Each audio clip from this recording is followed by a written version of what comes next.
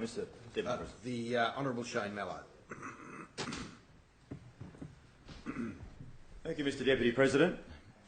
Just over a year ago, Prime Minister Tony Abbott announced the confirmation of what governments had talked about for more than 50 years. A second airport for Sydney will be built at Badgerys Creek. Thank you. On that day in April, the Prime Minister said simply, and I quote, "The talk is over. This airport will be good for economic growth and good for jobs, both in Western Sydney and nationally." Mr. Deputy President, airports are unique in that they employ more people in operation than in construction. So these are long-term jobs for the future of Western Sydney. The Prime Minister reported that day that while the initial construction phase is expected to generate around 4,000 direct jobs, the airport development itself is expected to create 35,000 jobs by 2035, increasing to 60,000 jobs over the next decades. This boom in employment and sharp growth in the local economy has already started in Liverpool. It's already evident in Liverpool, the home of the new airport.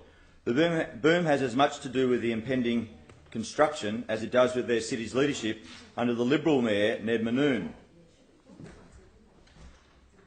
Mayor Ned Manoon. The Mayor and his team at Liverpool City Council have laid the foundations for the city to make the most of the opportunities that this massive injection of capital and infrastructure will provide.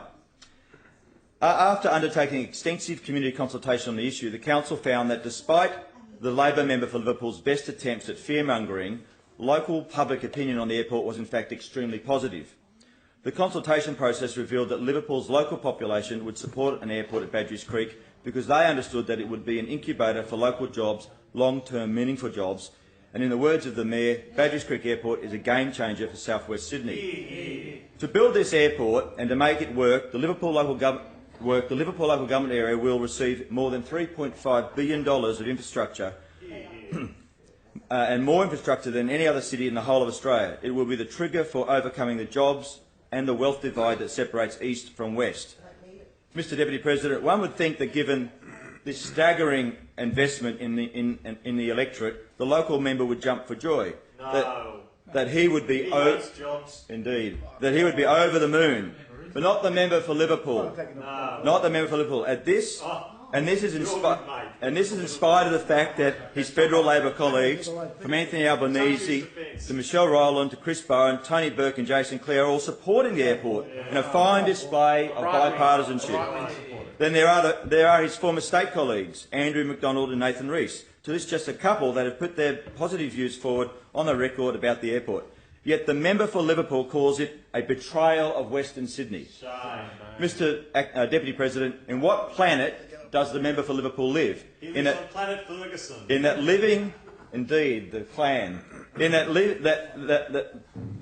that bringing 35,000 jobs up to 60,000 jobs and $3.5 billion worth of infrastructure investment to your electorate constitutes betrayal. Ridiculous. Mr. Deputy President, The opposition whip. Mr. Deputy President, if the member wants to, Just sit if down. the member wants to attack another member of the other house, he should do it by a substantive motion. To the point of order. No, I can realise. No, it hasn't got to that point at this stage. He's well within the standing orders. Your time is running, so I wouldn't waste. Thank you, Mr. Deputy President. The Liberal Party is marching forward in the traditional Labor areas like Liverpool, and there's a good reason for this. Only the Liberals understand the contemporary aspirations of the communities of the Western Sydney. Unlike the Labor member for Liverpool, the local Liberals, the state Liberals and the federal Liberals understand that Sydney's second airport offers a fundamental economic opportunity for Western and South-Western Sydney residents. Only the local Labor member argues to keep the Labor yoke of victimhood on his community. Mr. President, Mr. Deputy President.